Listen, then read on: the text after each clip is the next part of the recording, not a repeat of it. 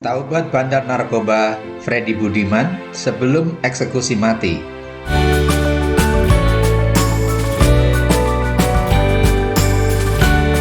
Assalamualaikum warahmatullahi wabarakatuh.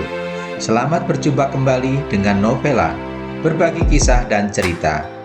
Kali ini Novela akan berbagi tentang seorang bandar narkoba Freddy Budiman yang taubat sebelum dieksekusi mati. Baiklah, langsung saja kita ikuti kisah selengkapnya.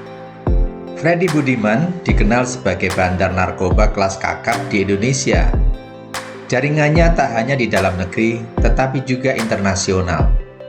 Berkali-kali ia terjerat kasus narkoba yang membuatnya harus mendekam di penjara.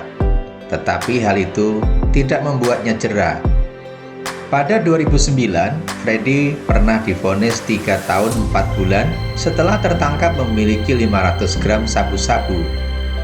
Kemudian ia kembali berurusan dengan polisi dan divonis 18 tahun penjara setelah terbukti memiliki 300 gram heroin, 27 gram sabu, dan 450 gram bahan pembuat ekstasi. Bukannya berhenti, Freddy justru seperti orang kerasukan. Ia semakin menggila memasarkan obat terlarang tersebut. Tak selamanya aman dan selamat dari intaian aparat keamanan. Seperti kata pepatah, sepandai-pandai topeng meloncat, akhirnya jatuh juga. Sepandai-pandai Freddy berstrategi, akhirnya ketahuan juga. Pada Mei 2012, ia menyelundupkan 1,4 juta pil ekstasi dari Cina. Namun apes, usahanya itu diendus polisi. Ia ditangkap dan dimeja hijaukan. Dalam persidangan, ia divonis mati oleh Pengadilan Negeri Jakarta Barat pada 15 Juli 2013 atas kasus kepemilikan 1,4 juta pil ekstasi. Mendapat vonis mati, ia tak terima. Freddy kemudian mengajukan banding atas putusan tersebut. Namun di tingkat pengadilan tinggi sampai tingkat kasasi, bandingnya ditolak. Tak patah semangat, Freddy lalu mengajukan peninjauan kembali atau PK ke Mahkamah Agung. Dan lagi, pengajuan PK Freddy ditolak dengan alasan keputusan di pengadilan tingkat sebelumnya telah benar dan sesuai. Sadar upaya banding dan PK-nya ditolak, Freddy pasrah. Ia terima nasibnya, menghabiskan sisa hidup di penjara sebelum dieksekusi. Hebatnya, sekalipun di penjara, Freddy masih bisa mengorganisir dan mengendalikan anak buah juga jaringannya. Bagaimana caranya?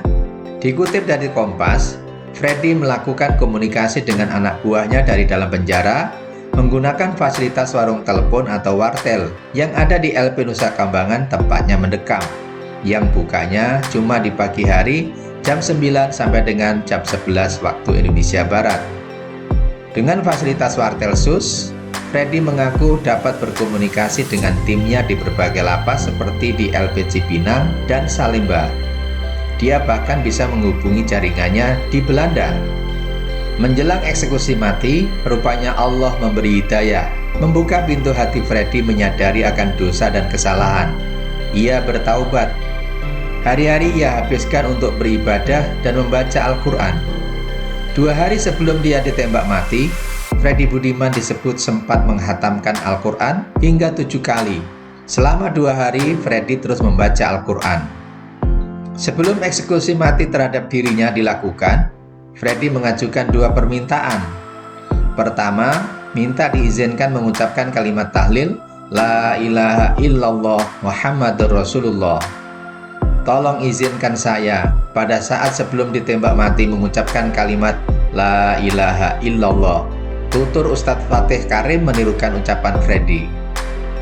Permintaan yang kedua, tolong mata yang ditutup kain hitam dibuka, karena saya ingin melihat dosa-dosa saya yang terlalu banyak untuk Indonesia.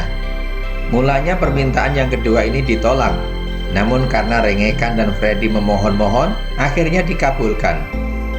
Waktu eksekusi tiba. Freddy dieksekusi mati pada 29 Juli 2016 sekitar pukul 20 waktu Indonesia Barat di LP Nusa Kambangan, Cilacap, Jawa Tengah. Ustadz Fatih Karim mengungkapkan kalau Freddy meninggal dalam keadaan tersenyum. Dia lalu dimakamkan di Surabaya, Jawa Timur. Inna lillahi wa inna ilaihi roji'un.